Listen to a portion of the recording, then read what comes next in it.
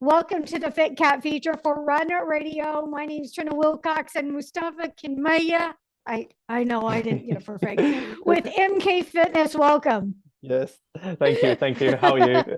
I'm okay. We were talking about the time difference, and you said it was evening time there. It's afternoon for me, and I get it. When it's evening time, you want to protect that time. So thank you for sharing that with me, especially when we're going to be talking about fitting fitness into a busy lifestyle. So Yes, I know that that has always been very important for me, and it's been an experience for you. So why don't you tell me yes, how that's worked into your life over the years? sure. Yeah, no, definitely. I work full time as a finance in finance.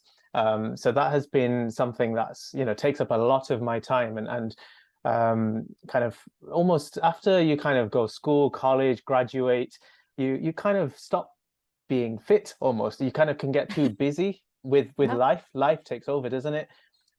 Whereas for me, kind of that's exactly what happened until one day you have that moment of realization when you look into the mirror and you say, "Oh wait, hold on, what's going on here? Like, I don't remember myself looking like this. What happened?" Yes. Yeah. And then you make time. Then you that for me was my kind of a light bulb moment, if you like, when I decided, right, I'm going to make a change in my life. I'm going to make sure I make time, prioritize my health, because if there's no health, then all this thing that I'm working for, all this work, money, lifestyle, all of that is not worth anything. Mm-hmm. So, that was about 8 years ago when I started, when that happened.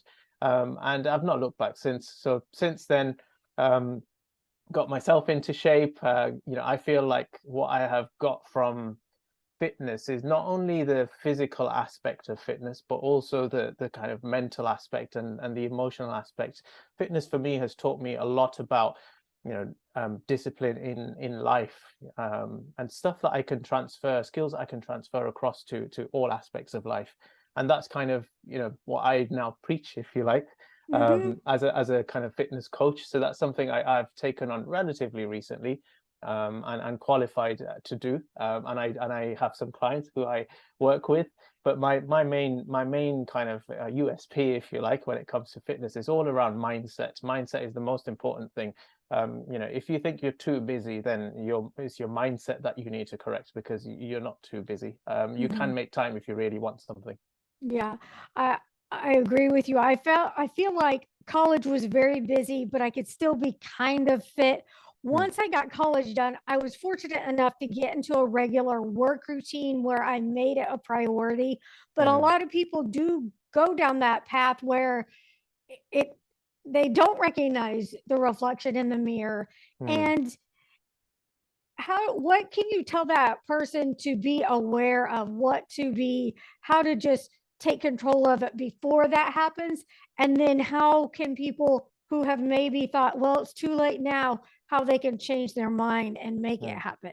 Yeah. No, so those, for the people who kind of to stop them before it happens, I would say, they would have developed some habits, if you like, Mhm. prior to that. So if they were exercising, looking after their health, eating right, eating well, then it's important to remember those kind of habits that you've developed and continue them. Just because you now do a 9 to 5 or a 9 to 6 job, and you now have, maybe more responsibilities in your life, that shouldn't mean that you no longer eat healthy anymore. That shouldn't mean you don't prepare your food and cook your food at home, and so on and so forth. So a lot of it comes down to kind of just, before you almost take that step into the kind of new working life, if you like, just step back for a moment and just reflect on the habits that you have actually built over the years, and which ones you want to carry on going forward. So if you do that and take out, what we say here, we have a saying called, take 20. And what that means is takes 20 seconds before you do any task, take 20 seconds just to kind of assess and think about something. And it's almost a similar sort of concept where before you now kind of take this new step into this new life, if you like, just step back for a moment and appreciate, right, okay, I've got all of these good things that are going for me. I'm going to make sure I keep them a priority, make them a priority, and then fit everything else around it, and you'll work fine. So that's for those guys. And then for those who feel like it's too late, the simplest way to put it is it's never too late.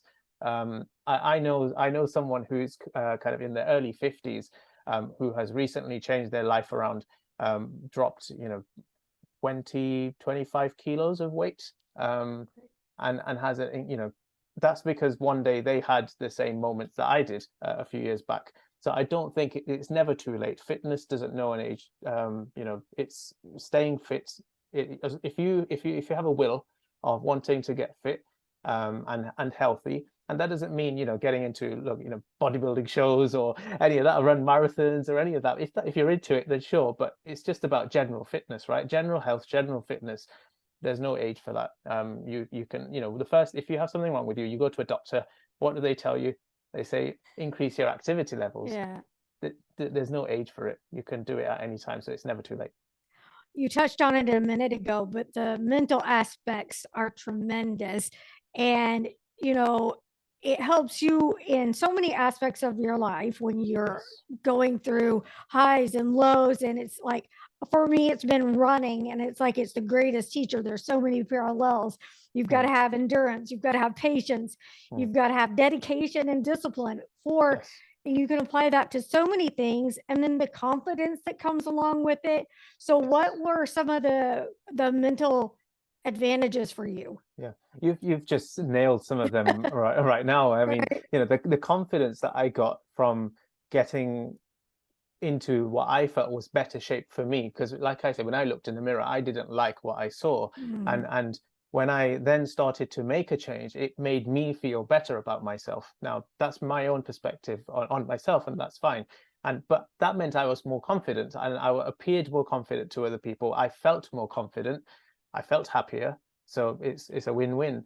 But then some of the other things you just touched on as well, things like patience, your highs and lows. So for me, I train, it's not running for me, it's in the gym. I like to do strength training in the gym, and there are days when I will hit a personal best on a particular exercise, and that's a great high. But then the next session, the next time I'm doing it, I might not do as well. But it's about accepting that I can't always be winning, but that doesn't mean I don't work hard, that doesn't mean I don't try. And it's just about that kind of discipline to say, look, I've done it before. I know I can do it. I have beaten my own records before, so I will keep trying. I will keep working hard, and you will keep getting the highs. You won't always get them, but you will keep getting them over time if you're consistent. So to the people that are thinking, well, I would like to have all of the advantages, but I don't even know where to start, what would you Mm. say to those folks? Step one, for me, is always making the decision that you will find some, you want to stick to something. So you'll make a decision that I'm gonna make a change, and I commit that I will do it for a period of time. Now that change that you then make doesn't have to be drastic. This is where most people fall over. They decide January the 1st to say, I'm now going to start doing, I don't know, running 6 days a week, and eating clean food, give up everything. Like, it's too much. It Don't is do too that. much. Like, don't do that. Like, what I would say is find a kind of a small step. So if you're Yes. doing nothing at the moment, then say, right, okay, what I'm going to do is I'm going to go for a walk because I enjoy walking. I'm going to go for a walk twice a week for half an hour each. That's it. That's all you need to do. Do that, and do that for a couple of weeks. Create a new habit. Once you create a habit, then the next thing, right? I'm going to start eating less sugar, having less sugar in my cups of coffee, whatever it is. But it's all about small incremental change. That's my motto. That's how I kind of tell a lot of people when they come to me, say, how can I get to where you have as well?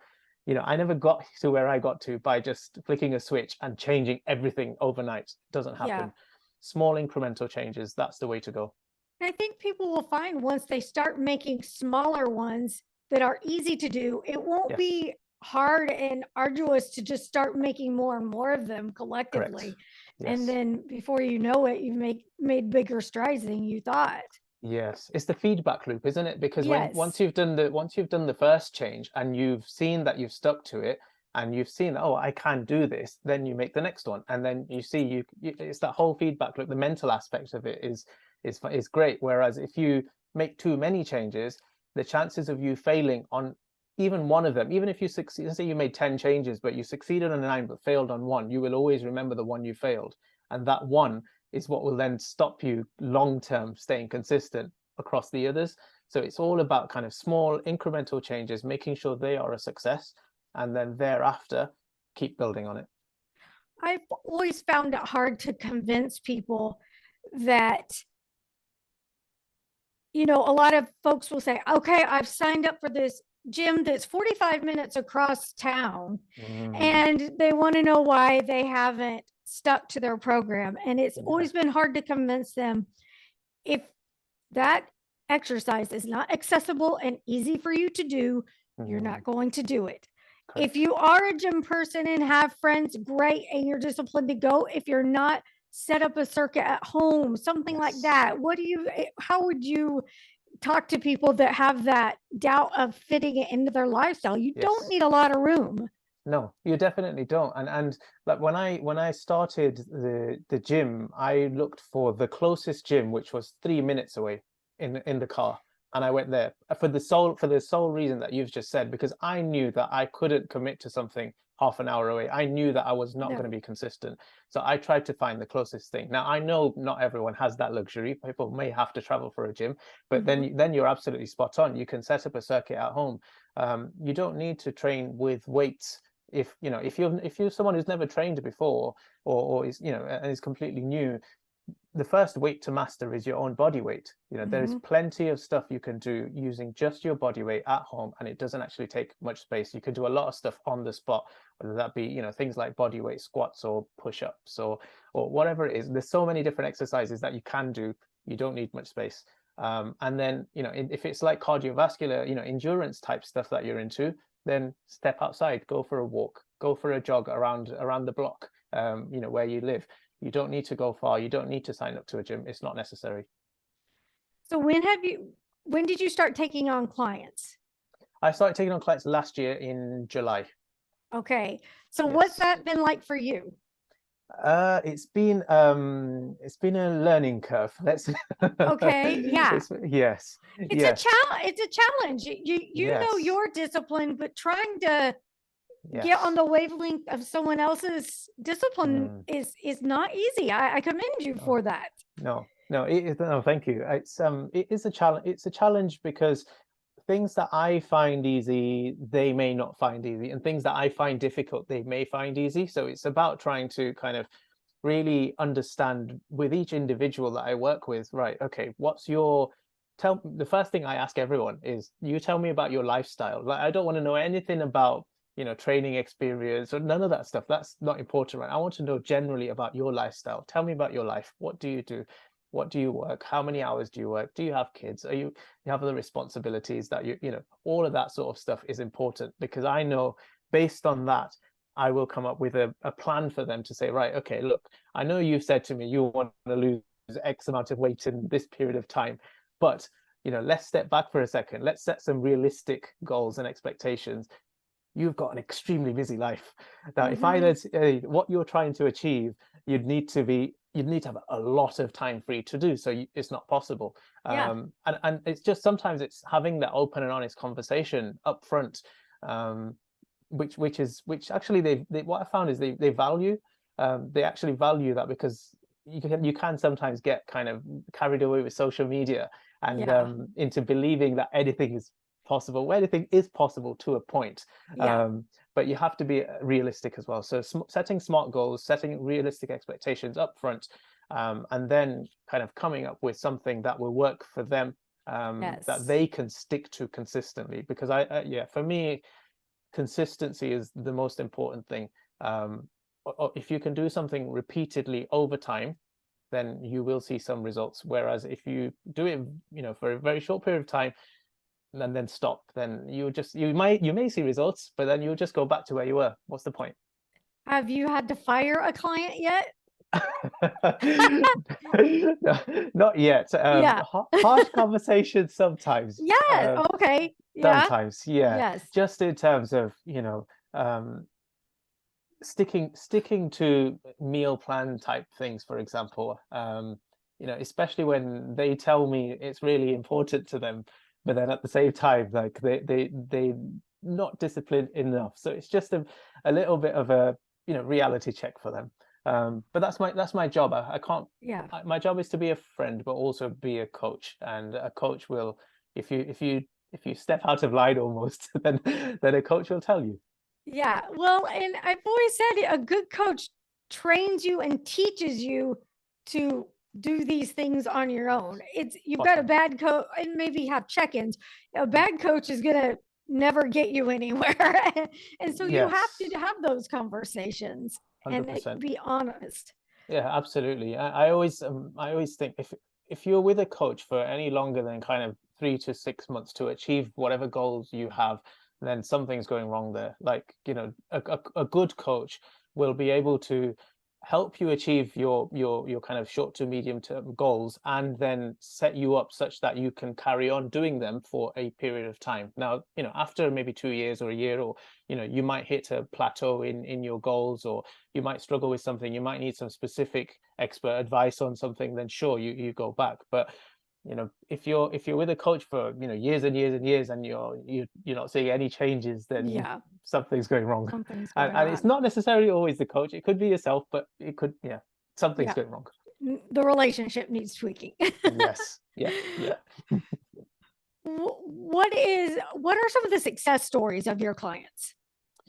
Oh, so I have one really good success story, similar to mine, really, where this particular client of mine, they started off at kind of, I think it's around about 50 kilos body weight, but they were looking to kind of put on some size. Ultimately, they were, you know, mid 20s, guy in the mid 20s, looking to put on some size, because everyone around them seems to be going to the gym and being muscular and all that kind of stuff. Right. So that's what they wanted.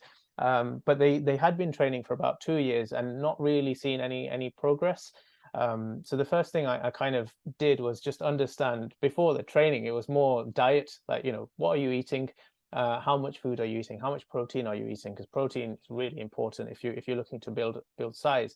And it wasn't enough, which is what I thought, and it wasn't enough food. So, you know, after making some tweaks to their diet plan, and giving them a training plan, then we kind of tracked their training every single week to see how they were progressing. And over the course of 3 months, like, they managed to add on about six kg of weight, which is more than they'd ever done before. They probably could have done more, but I was still very pleased, and he was certainly very pleased. So that's a good positive Uh, story. Yeah, that's Yeah. exciting. Yes. What would you tell the people who are stuck at a desk every day and they need some of that break in the day Hmm. to what would you offer? Like parking lot walks, get up and stretch? What would you suggest? Yes. Yeah, get up and stretch, definitely.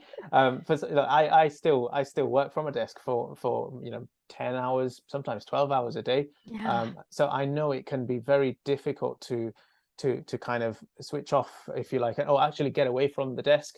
One interesting tip, I guess, is drinking a lot of water. So I drink a lot of water, which means I'm going to go to the toilet a lot. But it gets me out of my seat. Yes. And actually, you know, that it's sometimes it's just silly things like that, which it benefits you because I'm getting my water intake in for the day.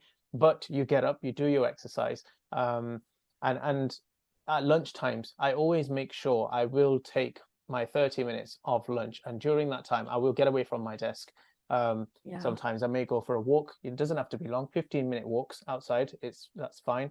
So if you are in an office building, for example, then just step outside, just to go for you know, have your lunch immediate first thing, and then go outside, 10-minute walk, if it's 10 minutes, and then go back and start your kind of second half of your day. You'll Yeah. feel a lot better for it. I certainly feel just getting that fresh air sometimes, if you can go outside, Yeah. get that fresh air, makes such a difference, doesn't It it? does. It really Yeah. does. It's just a little stretch, moving, get your brain thinking and seeing different things Mm. when you're stuck in front of the screen. What else would you like to share that I haven't thought to ask? I mean, you've probably asked the main things. Like the main thing for me was, like I mentioned at the beginning, which is around the kind of mindset.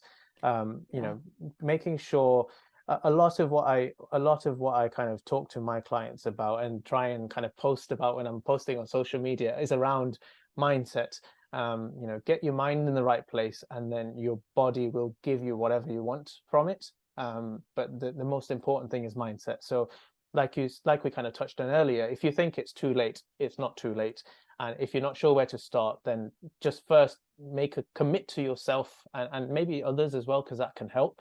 If you tell others that you're going to do something and, you know, make a change in your life, then they will hold you accountable, so that can help. But yeah, definitely mindset is the most important thing. Mind over everything. You probably, I'm suspecting you usually work with beginners, or do you work with a lot of people that are already advanced or maybe in a recovery stage? I work with some people who are advanced. Would I say advanced? I'd say maybe have a number of years of kind of training experience is how Yeah. I'd put it. So Okay. that they're not completely new, but they're not kind of, you know, professionals, if you like, that are, you know, Yeah. pro bodybuilder type stuff. But they've certainly they know their way around the gym. They know exercises, etc. But they usually would come to me because they've maybe plateaued, so they've been training for a while, and then they're struggling to kind of break past certain barriers, you know, whether sometimes they actually are mental barriers that are stopping them, and other times it's just they need to switch up how they train, or they need to switch up their diet, or you know, small changes need to happen. So I do work with some people like that, yes. Yeah. That's very important. I know that with a lot of the pandemic issues and people getting sick, I know for me, running has taken us very step way back more than Yeah, I'd like. So yeah, getting back into that, and the mental, it's tough. It is very tough to yes, get everything on the same page. yeah. How often do you go running at the moment? Well, now it's still, I'm still trying to do it every day, but it's like half as Mm, much and yeah, twice as slow. okay. So it's very depressing. Yeah, So yeah. Like I said earlier, like I would ease yourself back in. Like, don't yeah, if you set yourself an unrealistic goal, it'll only make you feel worse. And I think a yeah, lot of it does come down to how you feel. So, you know, set yourself something that you think is probably more realistic for yourself, and that might not be every day. That might be, you know, every other day for it, or maybe 3 times a week. That you say, right, mm, 3 times a week, I'm going to go for a run. Forget about the speed for a while. Like, just enjoy the fact that you're out there. yeah, Enjoy the fact that you're there. Enjoy the moment, and do that for a little while before you then, you know, say, right, okay, now I'm maybe going to start timing myself. You know, how quickly did I do that run? I'm going to try that route again next week, so on and so forth. Like, you know, take it right back for a moment, before you then progress. you're saying everything I would say to someone else, but for taking my own advice, and that advice has been so difficult Yeah. because I mean, I would go from racing every weekend to this Yes. major. So it's really been difficult. And it's Sure. been almost a moving target to know how I feel. So Mm, that's been hard too, to try mm, to yeah. feel like, okay, well, I think I'm okay. And then bam, oh, I guess I'm Yeah. not. So Yeah. it's been Yeah. tough. I can imagine. And I guess even day to day as well, like even if you were to plan out your week to say, right, I'll go Yeah. Monday, Wednesday, and Friday, but on the Wednesday you might just not feel it. Yes. And that is okay. Like, sometimes, you know, that is fine, as long as it doesn't become a regular occurrence that then you then miss the Friday and then you miss the Monday again, and then, you know, like, as Yeah. long as that doesn't happen, you know, it's more if you miss one session, fine, it's okay. We have bad days, we all have them, it's okay. Just, you know, what do you need to do to make sure that you definitely get the next one in? You know, what was there a reason behind why this particular one was a bad day? Was it because work was too stressful? Or what can you do to change that for the Friday, so you can, you know, maybe get your Yeah. run in earlier, for example, Right. or you know, the fact that it's the end of the week might help you. It's that type of, you know, constant reflection, that will help you, I think, long term. Thank you. Good stuff. Where can people go to learn more about you and get signed up with you if they want your coaching? So the main channel I'm currently promoting at the moment is Instagram. So you can find me on Instagram, mk dot fitness 16 on Instagram. And I will have a website up shortly. So it's in Very good. production shortly. Sounds great. And you've got a few videos on TikTok as well. I do have videos on TikTok as well, MK Fitness on TikTok. So definitely follow me on there too. You know, two platforms with different style of videos on both. So Yeah. definitely give me a follow, and yeah, drop me any. I'm always my direct message is always open. So you know, any questions, you know, similar to kind of what we've just talked through right now. If anyone has any questions, then by all means, drop me a DM. Sounds great. I hope you'll come back next time you've got something else to talk about and give us an update on how things are going. Come back and share with us. Absolutely, I will do. It'll be a pleasure. Thank you for having me. Thank you very much.